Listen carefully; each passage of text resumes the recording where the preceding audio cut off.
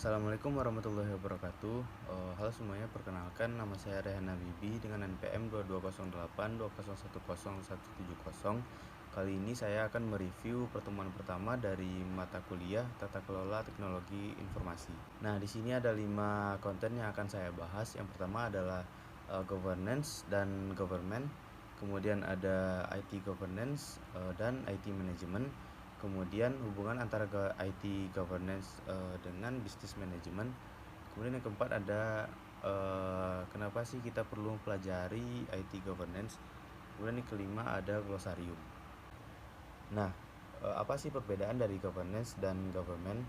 Governance merupakan pengelolaan yang berarti mengacu pada proses, prinsip-prinsip, dan praktik pengelolaan dan pengaturan suatu organisasi, negara, atau entitas. Governance mencakup bagaimana suatu entitas dikelola, bagaimana kebijakan dibuat dan diimplementasikan, serta bagaimana tanggung jawab atas kekuasaan didistribusikan dalam suatu sistem.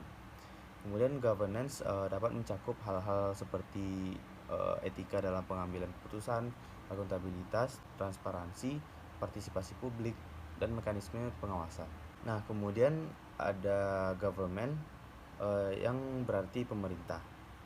Merujuk kepada badan atau entitas yang bertanggung jawab atas pengaturan, regulasi, dan administrasi suatu negara, wilayah, atau entitas politik.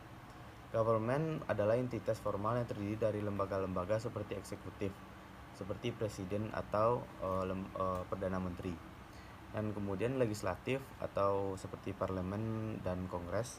Kemudian ada yudikatif atau pengadilan dari suatu negara tersebut. Dan tugas pemerintah meliputi membuat undang-undang, mengeksekusi kebijakan publik, mengelola keuangan negara, dan menjalankan fungsi-fungsi administratif. Nah, yang selanjutnya ada IT governance. Pengertian IT governance merupakan kerangka kerja yang strategis yang mengatur dan mengendalikan cara IT digunakan untuk mencapai tujuan organisasi. Kemudian ada pula tujuan utama dari IT governance untuk memastikan bahwa penggunaan sumber daya IT mendukung strategi dan tujuan organisasi secara efisien dan efektif. Kemudian ada tanggung jawab dari IT governance itu sendiri, yang merupakan IT governance berada di tangan dewan direksi, eksekutif senior, dan pemangku kepentingan utama organisasi. Mereka bertanggung jawab untuk mengambil keputusan strategis terkait IT dan menetapkan kebijakan serta memastikan pengelolaan yang tepat terhadap aset dan investasi IT. Kemudian contoh dari IT governance yaitu penetapan kebijakan keamanan IT. Kemudian ada IT management yang berarti disiplin yang berkaitan dengan perencanaan, pelaksanaan, dan pengawasan sehari-hari operasi dan pengembangan sistem dan infrastruktur IT.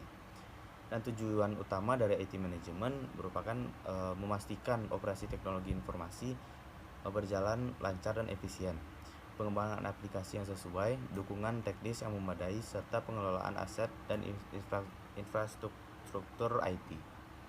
Kemudian ada tanggung jawab dari IT management itu sendiri, yaitu tim dan individu yang bekerja di departemen IT bertanggung jawab untuk menjalankan aktivitas sehari-hari seperti pemeliharaan sistem, manajemen proyek IT khususnya, dukungan pengguna, dan manajemen aset IT. Kemudian contoh dari IT management adalah pengelolaan proyek pengembangan perangkat lunak. Kemudian yang selanjutnya ada apa sih perbedaan dari IT governance dan business management. Kedua aspek ini saling mendukung atau kolaboratif. Kolaborasi yang kuat antara kedua disiplin ini adalah kunci untuk memastikan bahwa IT menjadi alat efektif dalam mencapai tujuan bisnis dan menjaga daya saing organisasi di era digital pada saat ini.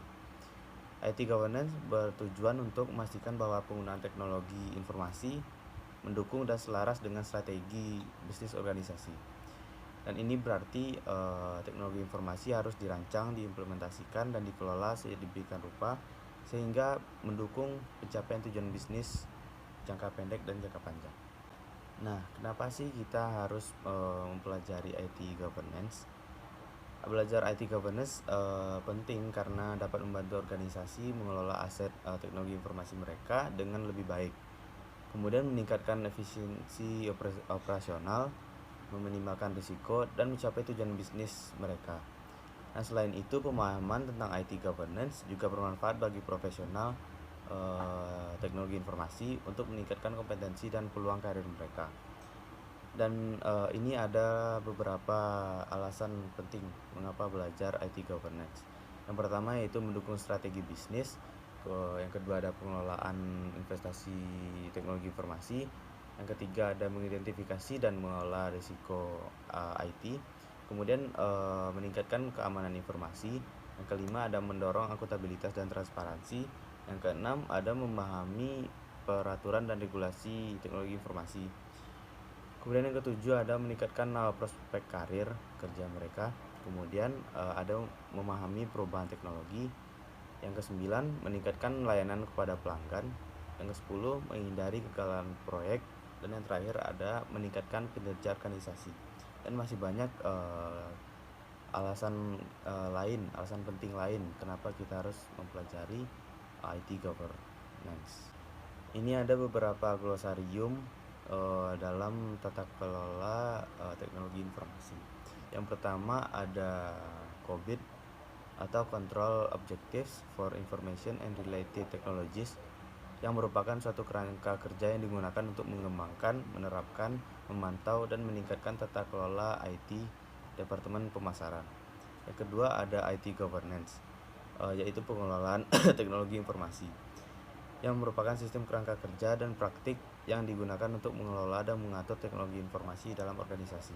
Kemudian yang ketiga ada ISO atau IEC, yang merupakan standar internasional untuk manajemen keamanan informasi yang membantu organisasi melindungi data dan aset mereka.